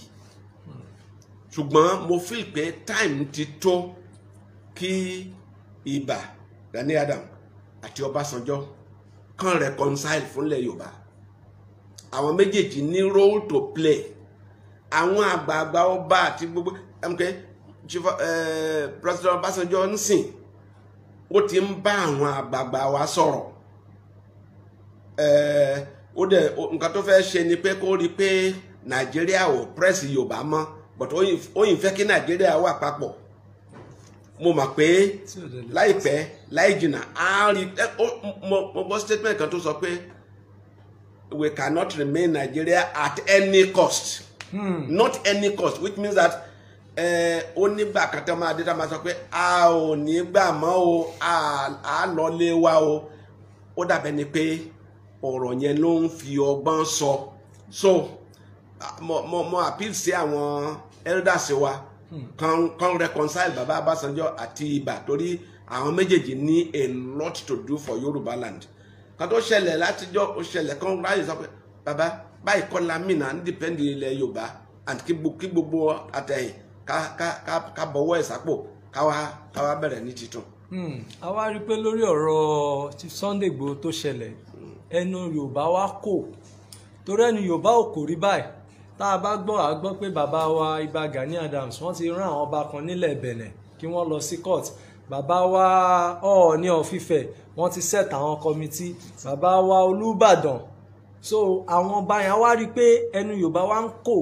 káàkiri pé àwọn Fúlàní ẹ má ṣe nǹkan báyìí fẹ́ ni ẹ má ṣe nǹkan fẹ́ ni báyìí. Kí ni àmọ̀ràn tẹ́ wá fẹ́ máa gba Yorùbá lọ lórí ọ̀rọ̀ pé kẹ́nu wa lè kò àti pé kí ìfẹ́ àti ìrẹ́pọ̀ kó jọba láàrin wa? Kò sẹ́ni tọ́lọ́run ò lè lò. Òun lọ Olódùmarè. Bó fẹ́ òun ló dá òun gbogbo nǹkan tó bá fẹ́ ló lè lò.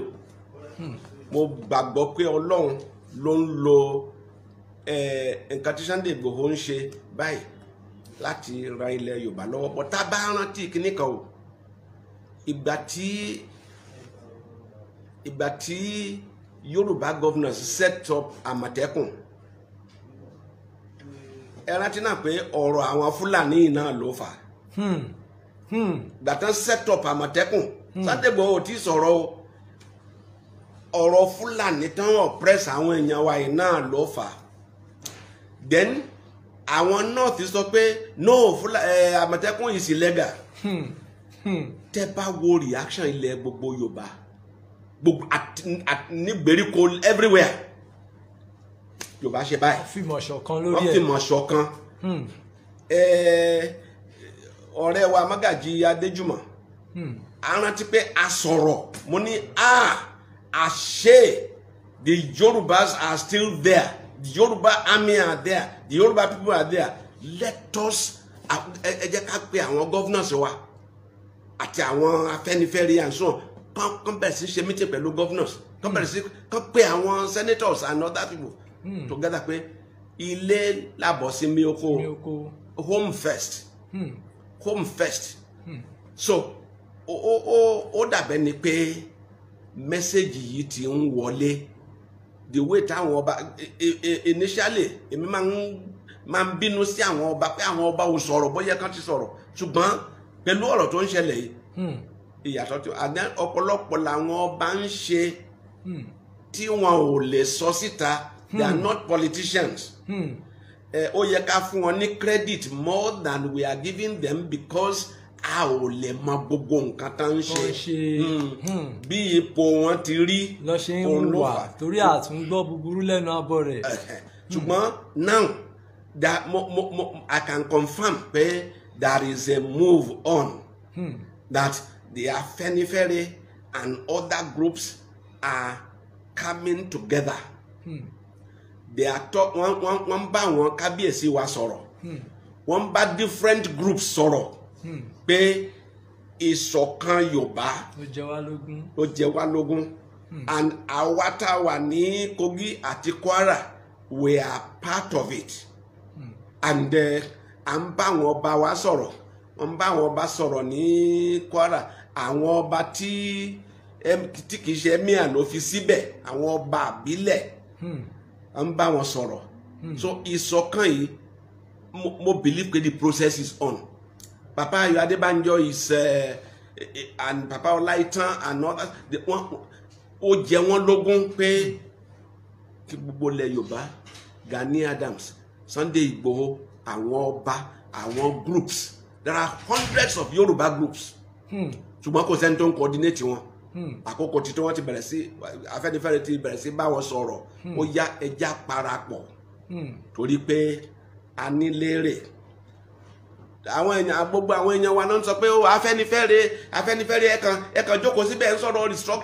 restructuring àwọn restructuring ò work Afẹ́nifẹ́re mọ̀ pé restructuring ò ní work ṣùgbọ́n àwọn àgbà Afẹ́nifẹ́re wọ́n fẹ́ filẹ̀ Yorùbá ṣe ilẹ̀ ìjà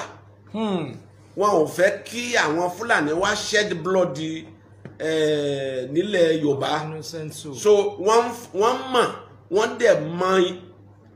nǹkan tó ń dùn àwọn èèyàn lọ́kàn wọ́n dẹ̀ tẹ́tí sí nǹkan táwọn èèyàn ń sọ Afẹ́nifẹ́re àti bàbá Ayọ̀ Adébánjọ wọ́n mọ̀ ń sìn pé tó bá ṣe sẹ́ńsọ̀ kíní ní the whole of Yorùbá land nǹkan tá ń sọ ni pé Odùduwà republic ìyà tá a jẹ ti tó ṣùgbọ́n àwọn àgbà wọn yẹn àgbà ní ń jágbà tá bá bá àgbà ní àbà àtẹríba fún wọn torí pé the way tá fi ń ronú yàtọ̀ sí tàwa ọmọ àwa tó wà yọ̀ǹgà má ṣe máa protect ilẹ̀ Yorùbá tá fi máa achieve nǹkan tí Yorùbá ń fẹ́ òun náà ń ṣe lọ́wọ́ so ẹ rí i pé ìwà ọmọlúwàbí Yorùbá yàtọ̀ sí tàwọn Ìgbò ìgbà tí Ìgbò àṣẹ gíragíra ti dé pátápátá Yorùbá ò ní ṣe bẹ́ẹ̀ Yorùbá gbọ́n Yorùbá dẹ̀ ń strategize ìgbà tí IPOB bẹ̀rẹ̀ mo sọ fún South West leader mo ní àwọn Ìgbò wọ̀nyí mo ní àwọn Fúlàní ò bẹ̀rù wọn rárá mo ní in fact pé they will choose the day they will crush IPOB àwọn adẹ̀ ṣe mo ní but wọn lè ṣe bẹ́ẹ̀ Yorùbá ò ní fún wọn ní opportunity láti ṣe bẹ́ẹ̀ so ká má rò pé Afẹ́nifẹ́re ò mọ̀ Afẹ́nifẹ́re mọ̀ and Afẹ́nifẹ́re is doing wonderfully in trying to bring gbogbo Yorùbá together so that bàtà bá move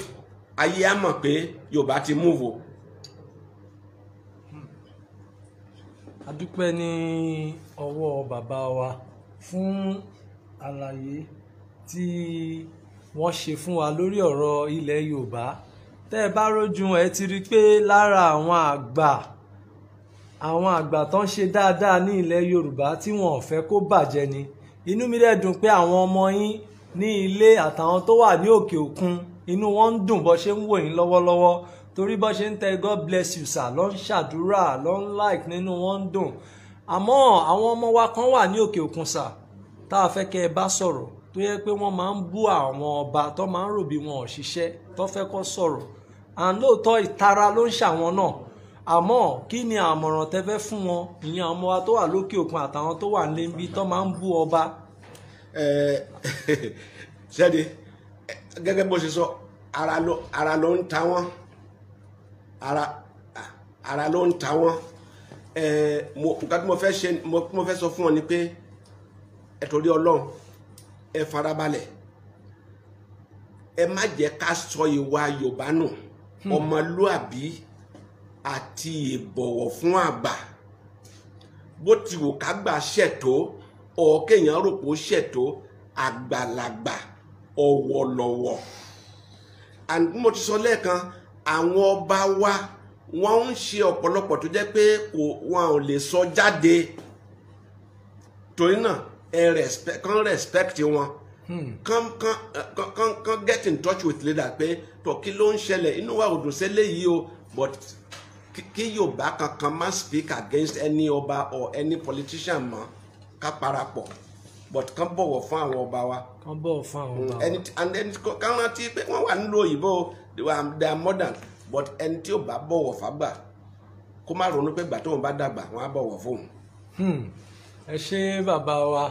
a dúpẹ́ gidi gan ní ọwọ́ yín pẹ̀lú àṣẹ Èdùmàrè. Ọjọ́ míì tẹ́ bá tún gbà wá láàyè, torí àǹfààní ńlá ló jẹ́ fún wa láti rí opportunity láti fi bá yín sọ̀rọ̀, torí a ti wò sọ́tún wò sósì pé ọjọ́ wo ló fẹ́ jẹ́, but a dúpẹ́ pé ọjọ́ pé ní èní a dẹ̀ rí inú mi dẹ̀ dùn pé lẹ́yìn èèyàn náà ẹ máa bá wa kí bàbá wa, kẹ́ máa ṣàdúrà fún wọn, torí a wà bless ní àárọ̀ pẹ̀lú ọ̀rọ̀ tí wọ́n bá wa sọ. Inú mi dẹ̀ dùn náà pé àwọn èèyàn ń ṣàdúrà fún yín nílé, inú wọn dùn pé ẹ fún wa ní information gbogbo nǹkan tó ń ṣẹlẹ̀, gbogbo bá ṣe ń rìn káàkiri látijọ́ ìtí ò yé wa, nínú gbogbo àwọn ọ̀rọ̀ tẹ́ sọ ó padà yé wa. A dẹ̀ dúpẹ́ fún Ọlọ́run pé ẹ ṣeun bàbá wa, a tún máa rí yín bá ní ọjọ́ míì. Ẹ ṣé mo kéré mo dẹ̀ kí gbogbo Yorùbá. Bàbá ń kí gbogbo Yorùbá o.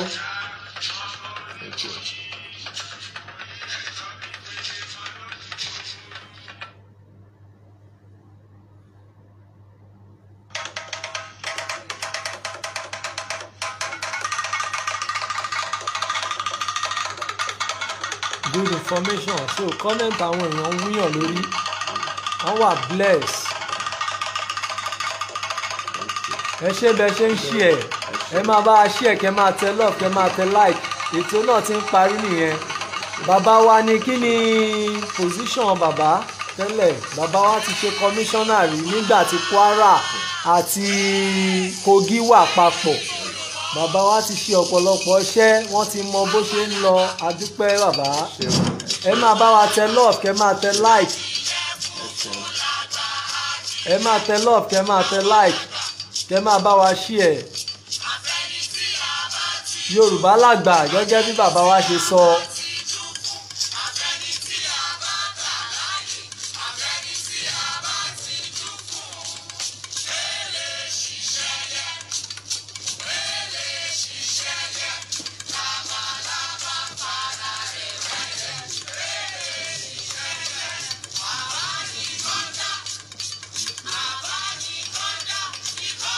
So ẹ̀yin èèyàn wa, a máa rí ní ọjọ́ míì. Bàbá wa ń gbéra báyìí, wọ́n ń lọ sí airport, wọ́n kàn sáré fún wa ní time ni. A dúpẹ́ gidi gan ní ọwọ́ yín, ẹ ṣé gan. A máa rí ní ọjọ́ míì,